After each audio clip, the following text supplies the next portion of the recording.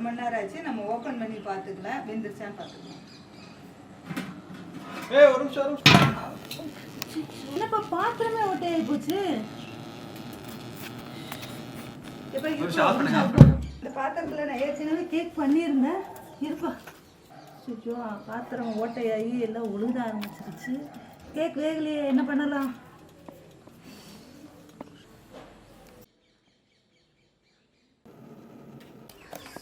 இது அடுப்பு மேலேயே பருப்பா எல்லாம் கொட்டிடுச்சு. வரவும் மாட்டேங்குது. சூட்டோட வருது. ஏற்கனவே இந்த பாத்திரத்தில் ஒரு தடவை கேக் பண்ணேன். அதனால் முன்னெச்சரிக்கையாக எதுக்கும் இருக்கட்டும்னு சொல்லிட்டு ஒரு ஸ்டீல் கப்பு உள்ளே வச்சேன். ஸ்டீல் கப்பு உள்ளே வச்சு அது மேலே உப்பு போட்டிருந்தேன். அது நல்லதாக போச்சு. நான் எதுக்கு போட்டேன்னு எனக்கு தெரியல. இப்போ பார்த்தா இந்த இது ஓட்டை ஆகிட்டு கீழே உள்ளுக்குள்ளே இருக்க உப்பு வந்து கீழே கொட்டலை. நான் வந்து கொஞ்சம் பாத்திரம் ஒரு மாதிரி இருக்கா, லேசாக இருக்கா, சரி பார்க்கலாம் இருக்கும் அப்படின்ட்டு தான் வச்சேன். அதனால் வந்து கேக் வேகலை. இருந்தாலும் உப்பெல்லாம் கீழே கொட்டாமல் தப்பிச்சிருக்கு. இதை நம்ம அடுத்தது எப்படி கேக் வேக வச்சு போகிறோன்னு பார்க்கலாம். 1 மணி நேரம் வச்சு ஒரு அரை மணி நேரமாவது ஆகணும் கேக் வேகிறதுக்கு. இப்போ பாத்திரம் ஓட்டையாகி போச்சு. இந்த பாத்திரத்துலேருந்து நம்ம மாற்றி வேறு பாத்திரத்துக்கு வச்சாலும் வேஸ்ட்டு. ஓப்பன் பண்ணி பார்த்தாலும் கேக்கும் உள்ளே போயிடும். இப்போ நம்ம என்ன பண்ணுறது? பாத்திரம் இதுக்கு வந்து ஒரு கீழே ஏதாவது பாத்திரம் வச்சு அது மேலே வச்சா இந்த அகலத்துக்கு பாத்திரம் வேணும். இப்போ ஒரு ஐடியா பண்ணியிருக்கேன். என்னன்னு பார்த்தீங்கன்னா, நமக்கு கீழ் பாட்டம் மட்டும் ஓட்டையாக இருக்குது. ஆனால் வந்து ஹீட் ஆச்சுன்னா கேக் வெந்துடும். இந்த கேக் வேக வச்சு எடுத்ததுக்கப்புறம் நம்ம பாத்திரம் எப்படி இருக்குன்னு பார்த்துக்கலாம். அதனால் இப்போ இறக்கி வச்சுட்டு இப்போ பார்த்தீங்கன்னா என்கிட்ட ஒரு தோசைக்கல், இரும்பு தோசைக்கல் இருக்குது. இது யூஸ் பண்ணாதது தான். சரி, அதை நம்ம இப்படி வச்சு இங்கே பாருப்பா எத்தனை பாத்திரம் ஃபுல்லாகவே ஓட்டையாக விழுந்துருக்குது. எல்லாம் கீழே விழுந்துச்சு. கொஞ்சம் ஆரவும் எல்லாம் ஆயிடுச்சு. இப்போ இது மாதிரி வச்சுட்டு இப்போ வச்சு பார்க்கலாம். இப்போ தோசைக்கல் கீழே தான் இருக்குது, பாத்திரம் மேலே இருக்குது. இருந்தாலும் நமக்கு அந்த ஹீட்டு தான் வேணும். கேக் வெந்ததுக்கப்புறம் பாத்திரம் எப்படி இருக்குன்னு பார்க்கலாம். தோசைக்கல் மேலே இந்த இட்லி பாத்திரத்தை அப்படியே எடுத்து வச்சுருக்குறோம். ஏன்னா நான் உள்ளுக்குள்ள ஒரு ஸ்டீல் பிளேட் கொடுத்ததுனால உப்பு வந்து கொட்டலை. எனக்கு அது ஒரு ப்ராப்ளம் வரல.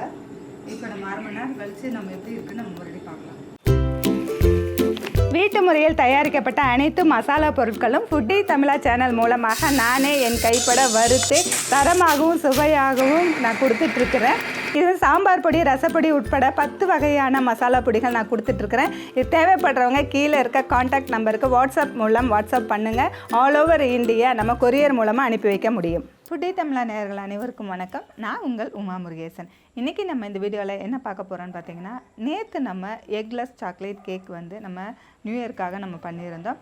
அந்த கேக் பண்ணும்போது ஃபுட்டி தமிழா சேனலில் அந்த கேக் செய்யும் பொழுது ஒரு இன்சிடென்ட் நடந்துச்சு. அதை பற்றின வீடியோ தான் இது. அது என்னன்னு பார்த்தீங்கன்னா, நம்ம ஃபுட்டி தமிழா சேனலில் ஏற்கனவே வந்து நிறைய பலகாரங்கள் பெரிய குவான்டிட்டி தான் செஞ்சுருக்கோம். இது வரைக்கும் எந்த இதுலேயுமே ஒரு சின்ன தவறு கூட நடந்ததில்லை, எனக்கு சொதப்பினதில்லை. அதனால் ஒரு தைரியத்திலே தான் நான் செய்வேன். நான் எப்பயுமே நல்லா வரும் அப்படின்னு நம்பிக்கையில். ஆனால் நேற்று செஞ்ச கேக்கில் ஒரு இன்ஸ்டன்ட் வந்து நம்ம நடந்துச்சு. இருந்தாலும் கேக் வேஸ்ட் ஆகாமல் நான் எடுத்துட்டேன். அது என்ன நடந்தது, நம்ம எப்படி கேக் வந்து வேஸ்ட் ஆகாமல் வந்ததுன்னு நம்ம பார்க்கலாம். இப்போ என்ன நடந்துச்சுன்னு பார்த்தீங்கன்னா, நமக்கு கீழே இருக்க பாத்திரம் நடுவில் வந்து அடுப்பு வந்து 1 மணி நேரமாக நம்ம கேக் வச்சுருக்கிறனால அந்த இது வந்து ஈய பாத்திரம் தான். அந்த பாத்திரம் வந்து உருகி, அந்த ஈயம்லாம் உருகி கீழே வந்து பெரிய ஹோல் ஆகிடுச்சு.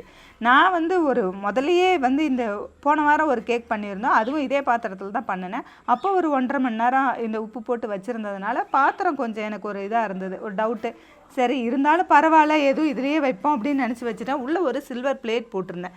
சில்வர் பிளேட் போட்டு தான் நான் வந்து உப்பு வச்சுருந்தேன்.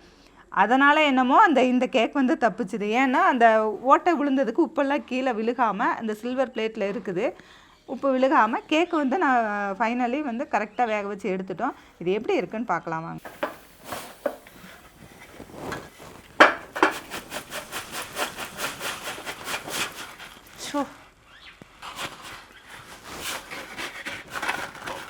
இது உள்ளே வச்சுருந்த சில்வர் பிளேட்டு.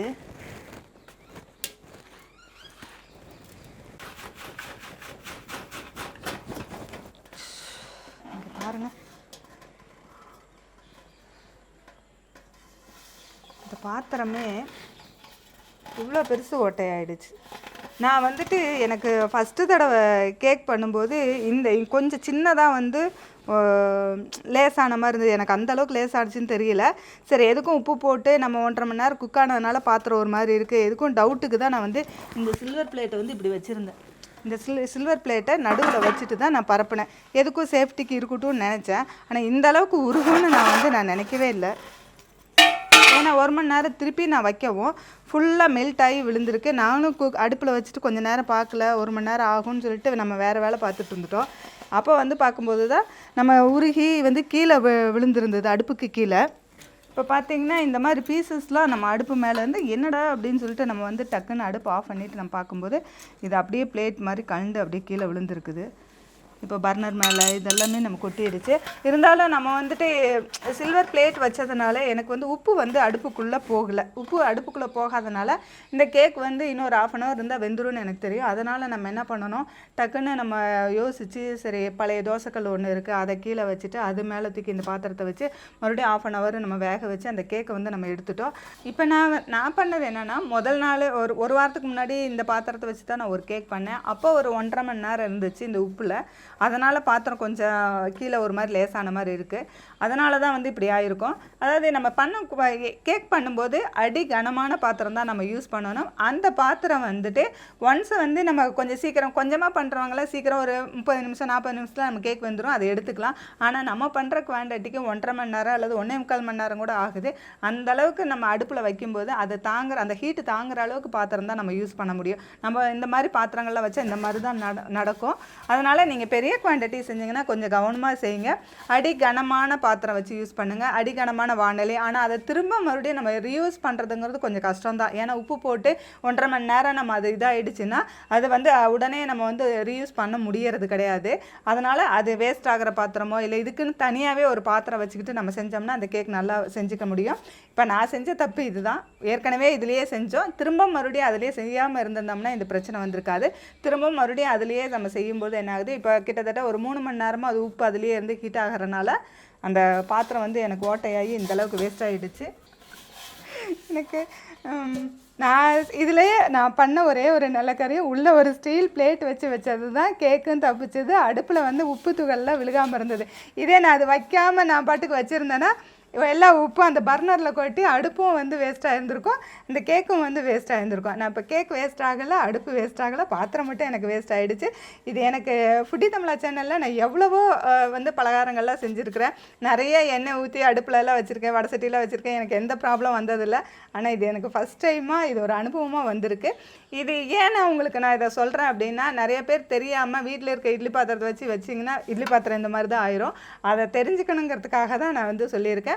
எப்பயுமே கேக் செய்யும்போது அடிகனமான பாத்திரம், அதாவது நீங்கள் குக்கர் வச்சிங்கனாலும் சரி, இதுக்குன்னே தனியாக ஒரு இண்டோலிய குக்கர் வந்து தனியாக வச்சுக்கோங்க.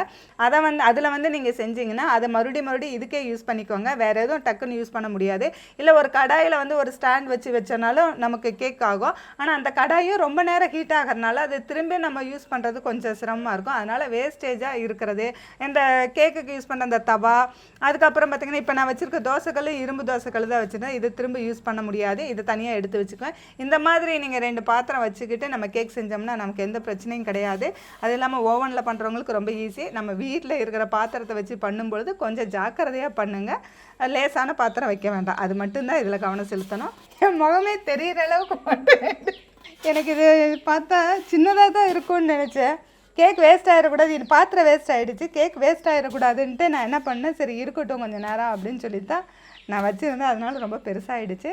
இப்போ ஒரு இவ்வளோ பெரிய இட்லி பாத்திரமே எனக்கு வேஸ்ட்டு. இதை போட்டுட்டு நான் வேறு தான் வாங்கணும். இப்போ பார்த்தீங்கன்னா இட்லி பாத்திரத்தில் நம்ம தண்ணி ஊற்றி இட்லி வேக வைக்கும்போது நீங்கள் எதுவுமே அவ்வளோ சீக்கிரம் ஓட்டையே ஆகாது. ஏன்னா அதில் தண்ணி இருக்கும், கொதிச்சிட்ருக்கும், அந்த ஆவியில் வேகும், பாத்திரத்துக்கு எந்த சேதமே வராது. நான் என்ன பண்ணிட்டேன், இதில் உப்பு போட்டு வச்சதுனால தான், உப்பு போட்டு அதுவும் நான் 1.5 மணி நேரம் 1.25 மணி நேரம் நான் ஃபஸ்ட்டே ஒரு வீடியோ பண்ணிட்டேன். அதை நான் பண்ணிவிட்டு இருந்தாலும் நான் அதை உப்பெல்லாம் ரிமூவ் பண்ணிவிட்டு கழுவி தான் வச்சுருந்தேன். அப்படி வச்சுருந்தும் கூட எனக்கு செகண்ட் டைம் மறுபடியும் ஒரு 1 மணி நேரம் அடுப்பில் இருக்கவும் பெரிய பர்னரு, அந்த பெரிய பர்னருக்கு அந்த ஹீட்டு வந்து தாங்காமல் இப்போ பாருங்கள் எல்லாம் இப்படி உருகி கீழே ஊற்றிடுச்சு, பர்னர் மேலே அப்படியே கொட்டிடுச்சு. இந்த மாதிரி ஓட்டையாயிடுச்சு. எப்பயுமே வந்து உப்பு போட்டு ஒரு பாத்திரம் வச்சோம்னா அரிச்சிடும். அது சில்வராக இருந்தாலும் சரி, நம்ம இண்டோலியமாக இருந்தாலும் சரி, இரும்பு பாத்திரமாக இருந்தாலும் சரி, எந்த பாத்திரமாக இருந்தாலும் சரி, உப்பு வந்து வச்சுருக்கும் போது அது வந்து அரிச்சு எடுத்துரும். அதனால் நீங்கள் கேக் குக் ஆனவனையே நம்ம வெளியே எடுத்துட்டு உடனே உப்பு வந்து சூடு ஆறினவனே எடுத்து பாத்திரத்தில் போட்டு உடனே கழுவி வச்சிடணும். நீங்கள் கழுவாமல் வச்சிங்கனாலுமே அந்த உப்பு வந்து இப்படியே இருந்துச்சுன்னா பாத்திரம் அரிச்சு ஓட்டையாகிறதுக்கு வாய்ப்பு இருக்குது. அதுக்கப்புறம் இந்த தோசைக்கல் வந்து நான் வந்து கொஞ்சம் லேசாக இருக்கிற இரும்பு தோசைக்கல் தான், கொஞ்சம் லேசாக இருக்கும். இதில் வந்து நம்ம ஏதாவது தோசை விட்டோம்னா அடியில் வந்து பிடிக்கும், கருகுன மாதிரி ஆகும்னு எனக்கு யூஸ் பண்ணாமல் வச்சுருந்தேன். சரி எதுக்கும் இருக்கட்டும் அப்படின்னு சொல்லிட்டு அது யூஸ் பண்ணவே மாட்டேன். அதனால் நான் டக்குன்னு எனக்கு ஒரு யோசனை வந்தது, சரி இந்த கேக்கு வந்து வெந்து எடுக்கணும், அதுக்கு என்ன பண்ணலாம் அப்படின்னு யோசிக்கும்போது சரி இந்த தோசைக்கல்லை கீழே வச்சுட்டு அதுக்கு மேலே இந்த இட்லி பாத்திரத்தை வைக்கும்போது இதில் ஹீட்டாகி இட்லி பாத்திரத்தில் ஹீட்டானு கேக் வந்து எனக்கு ஃபைனலி கரெக்டாக வந்துருச்சு. இந்த தோசைக்கல்லையுமே நம்ம இன்னும் தோசை ஊற்ற முடியாது. இதுவுமே நம்ம தனியாக எதுக்காவது நான் வந்து இது மேலே வந்து குக்கர் வச்சு நம்ம கேக் பண்ணுறதுக்கோ இல்லை எதுக்காகனாலும் இது யூஸ் ஆகும். அதனால் தனியாக இது வச்சுக்கலாம். அது இப்போ வந்து மணல் போட்டு நம்ம கேக் பண்ணலாம். நம்ம இப்போ எங்கேயுமே மணல் அதிகம் இருக்கிறது இல்லை, மணல் நம்ம எடுக்கிறதும் இல்லை. அதனால தான் நம்ம உப்பு போடுறோம். இந்த உப்பு வந்துட்டு நம்ம மறுபடியும் இதை ஆற வச்சுட்டு நம்ம எடுத்து நல்லா ஜலிச்சு எடுத்து வச்சிட்டோம்னா திரும்ப கேக் பண்ணும்போது யூஸ் பண்ணிக்கலாம். இந்த உப்பு இந்த மாதிரி கலர் மாறிடும். இப்போ உங்களுக்கு இப்போ ஒயிட் கலரில் இருக்கிற உப்பு வந்து நமக்கு குக் பண்ணும்போது இந்த மாதிரி மாறிடும். இருந்தாலும் இது வேஸ்ட் ஆகாது. இதை எடுத்து அப்படியே டப்பாவில் போட்டு வச்சுக்கலாம். இந்த மாதிரி கேக் பண்ணும்போது பாத்திரம் வீணாகாமல் இருக்கிறதுக்கு நம்ம என்ன செய்யலாம் அப்படின்னு பார்த்தீங்கன்னா, அடிகனமான பாத்திரம் நம்ம யூஸ் பண்ணணும். ஒரு வானொலி எடுத்துக்கிட்டோம்னா நல்ல கனமாக இருக்கணும். அதில் வந்துட்டு உப்பு போட்டு நம்ம கம்மியான குவான்டிட்டி செய்யும்போது ஒரு ப்ராப்ளம் கிடையாது. ஏன்னா அது ஒரு 30 நிமிஷம் அல்லது 40 நிமிஷத்தில் கேக் வந்துடும், நம்ம எடுத்துருவோம். அது வந்து தாங்கிக்கும். இதுவே நம்ம அதிகமாக செய்கிறோம், எனக்கு வந்து பார்த்திங்கன்னா 1.5 மணி நேரம் ஆகும், சில டைம் 1.25 மணி நேரம் கூட ஆகலாம். அதுவும் இல்லாமல் பெரிய பர்னர் அடுப்பு, இந்த பர்னர் அடுப்புக்கு நான் நிறைய உப்பு போட்டு வச்சுருக்கேன். அதனால் கூட இப்படி ஆகிருக்கும். அந்த மாதிரி பெருசாக பண்ணும்போது அடிகனமான நல்ல பாத்திரம் எடுத்துக்கோங்க. அதில் வந்து உப்பு போட்டு வச்சுட்டு உடனே நீங்கள் எப்பயுமே நான் வந்து கேக் பண்ணோடனே கேக்கை எடுத்துகிட்டு இந்த உப்பு சூடாறினோடனே எடுத்துட்டு பாத்திரம் நல்லா கழுவி தான் வைக்கணும். ஏன்னா உப்பு இருந்தாவே இந்த இண்டோலிய பாத்திரம்ல அதாவது இட்டு போகிற மாதிரி ஆகும், அரிக்கும். அதனால் வந்து நம்ம எடுத்துடணும். நான் எடுத்துகிட்டு தான் வச்சேன். நான் போன வாரம் செஞ்ச கேக்குக்கு நான் எல்லாமே எடுத்துகிட்டு பாத்திரம்லாம் கழுவி தான் வச்சுருந்தேன். அதில் அரிச்சிருந்தது கொஞ்சம். இப்போ ரெண்டாவது நம்ம திரும்பவும் நான் அதில் பண்ணங்காட்டி எனக்கு வந்து இந்த மாதிரி இன்சிடென்ட் நடந்துருச்சு. அது மாதிரி நீங்கள் பண்ணுற மாதிரி இருந்தாலும் பாத்திரம் எப்படி இருக்குன்னு கவனித்து பார்த்துட்டு நீங்கள் பண்ணுங்கள். அடிகனமான பாத்திரம் யூஸ் பண்ணிங்கன்னா எந்த பிரச்சனையும் கிடையாது. திரும்ப நான் சொல்கிறேன்னு நினைக்காதீங்க. இண்டோலிய பாத்திரமாக இருந்தால் உப்பு இருந்துச்சு அப்படின்னா நீங்கள் கேக் பண்ணி முடித்ததுக்கப்புறம் உப்பை நீங்கள் வேறு பாத்திரத்தில் கொட்டிட்டு அதை வந்து நீட்டாக கழுவி வச்சிடணும். இல்லாட்டி உப்பு நீங்கள் வச்சுருந்தீங்கன்னா கண்டிப்பாக பாத்திரம் வந்து அரிச்சிடும். அந்த அரிக்கும் பொழுது ஓட்டை விழுகிறதுக்கு வாய்ப்பு இருக்குது. அதை அந்த தவறு நீங்கள் செய்ய வேண்டாம். அதனால் இந்த மாதிரி பெரிய கேக் பண்ணும்போது ரொம்ப கவனித்து செய்யுங்க. இந்த வீடியோ பிடிச்சிருந்தா லைக் பண்ணுங்கள், ஷேர் பண்ணுங்கள். வீடியோ பற்றின கருத்துக்களை கமெண்ட் செக்ஷனில் கமெண்ட் பண்ணுங்கள். ஃபுட்டி தமிழா சேனலுக்கு சப்ஸ்கிரைப் பண்ணலைன்னா சப்ஸ்கிரைப் பண்ணிக்கோங்க. மீண்டும் அடுத்த வீடியோவில் சந்திக்கலாம்.